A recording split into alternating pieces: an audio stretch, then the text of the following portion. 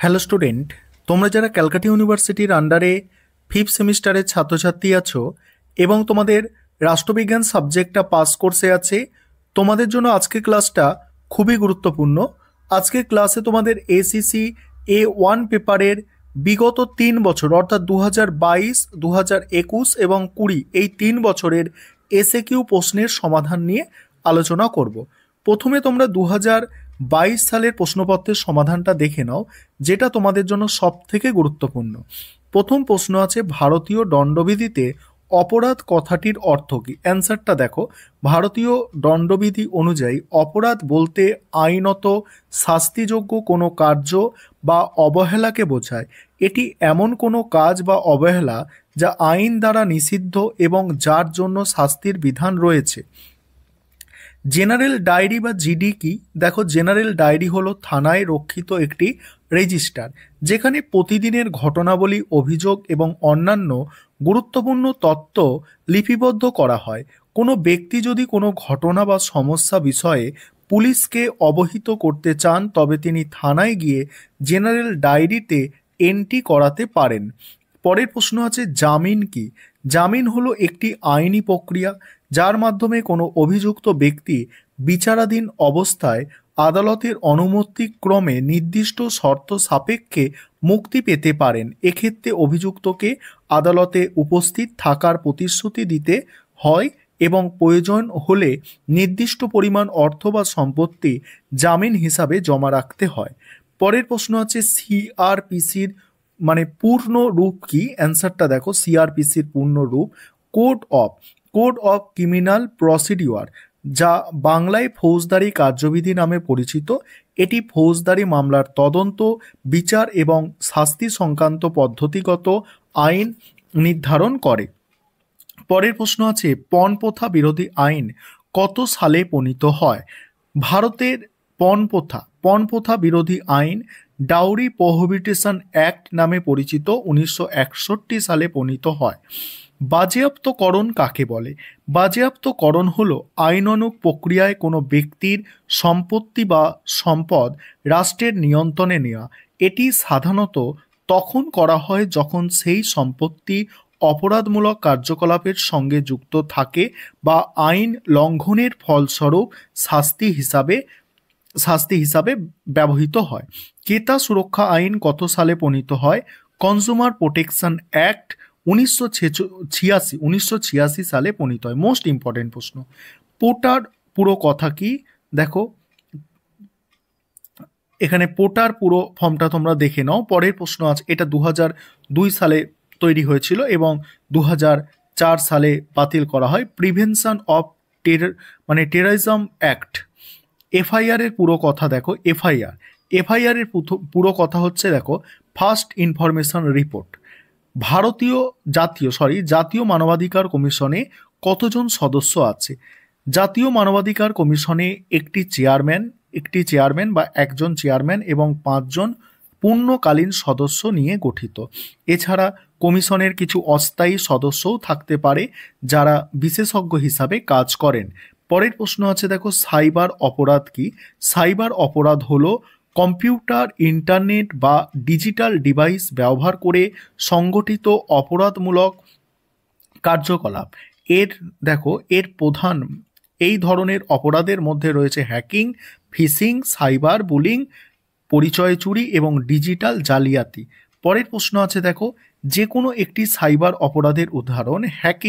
Hacking হলো cyber অপরাধের একটি উদাহরণ যেখানে কোনো ব্যক্তি অবৈধভাবে অন্যের কম্পিউটারের সিস্টেম বা নেটওয়ার্কে প্রবেশ করে তথ্য চুরি বা ক্ষতি করে। পরের প্রশ্ন, রাজ্য মানবাধিকার কমিশনের যে কোনো একটি কাজ উল্লেখ করো। রাজ্য মানবাধিকার কমিশনের একটি গুরুত্বপূর্ণ কাজ হলো মানবাধিকার লঙ্ঘন সংক্রান্ত অভিযোগ গ্রহণ করা এবং সেগুলিকে তদন্ত করা। এছাড়া তারা মানবাধিকার বিষয়ে জনসচেতনতা বৃদ্ধি এবং প্রশিক্ষণ কার্যক্রম পরিচালনা করে। পরের প্রশ্ন, কখন আটক ব্যক্তিকে হাতকড়া পরানো হয়? দেখো, আটক ব্যক্তিকে তখনই হাতকড়া পরানো হয় যখন পুলিশ মনে করে যে তিনি পালিয়ে যাবার চেষ্টা করতে পারেন, আত্মহানি করতে পারেন বা অন্যের জন্য বিপজ্জনক হতে পারে। এটি সাধারণত গুরুতর অপরাধের ক্ষেত্রে বা যখন আটক ব্যক্তি সহিংস আচরণ করে তখন প্রয়োগ করে। তথ্যের অধিকার কি? তথ্যের অধিকার হলো নাগরিকদের সেই অধিকার যার মাধ্যমে তারা সরকারি সংস্থার কাছে তথ্যের জন্য আবেদন করতে পারেন এবং সেই তথ্য পাওয়ার অধিকার রাখেন। ভারতের তথ্যের অধিকার আইন, এই আইনটি নিশ্চিত করে সরকারি কাজকর্মের স্বচ্ছতা ও জবাবদিহিতা বৃদ্ধি করে। এবার 2021 সালের প্রশ্নপত্রের সমাধান দেখো। প্রথম প্রশ্ন, ভারতের ফৌজদারি ন্যায় ব্যবস্থার যে কোনো একটি আইনের উল্লেখ করো। ভারতের ফৌজদারি ন্যায় ব্যবস্থার একটি প্রধান আইন হলো ভারতীয় দণ্ডবিধি অর্থাৎ Indian penal code. Protection of woman from domestic violence act কত সালে প্রণীত হয়? 2005 সালে। সিআরপিসি কত সালে তৈরি হয়? অ্যান্সারটা দেখো, সিআরপিসি 1861 সালে তৈরি হয় এবং পরবর্তীকালে 1898 সালে 22শে মার্চ প্রকাশ করা হয়। পরের প্রশ্ন, অভিযুক্তকে হাতকড়া পরানোর একটি শর্ত উল্লেখ করো। অভিযুক্তকে হাতকড়া পরানোর জন্য আদালতের অনুমতির প্রয়োজন। তারপরে দেখো, নিবর্তনমূলক আটক আইন কি? নিবর্তনমূলক আটক আইন হলো এমন একটি আইন যা নির্বাহী বিভাগকে কোনো অভিযোগ গঠন বা বিনা বিচারে ব্যক্তিকে আটক রাখার ক্ষমতা প্রদান করে। পরের প্রশ্ন, আইপিসির সম্পূর্ণ রূপ ইন্ডিয়ান পেনাল কোড। উপভোক্তা আইনে উপভোক্তা কে? উপভোক্তা সুরক্ষা আইন অনুসারে উপভোক্তা হলো সেই ব্যক্তি যিনি কোনো পণ্য বা সেবা ক্রয় করেন বা ব্যবহার করেন। পরের প্রশ্ন, ইউএপি এর পুরো কথা। আনফেয়ারফুল অ্যাক্টিভিটিস অ্যাক্ট।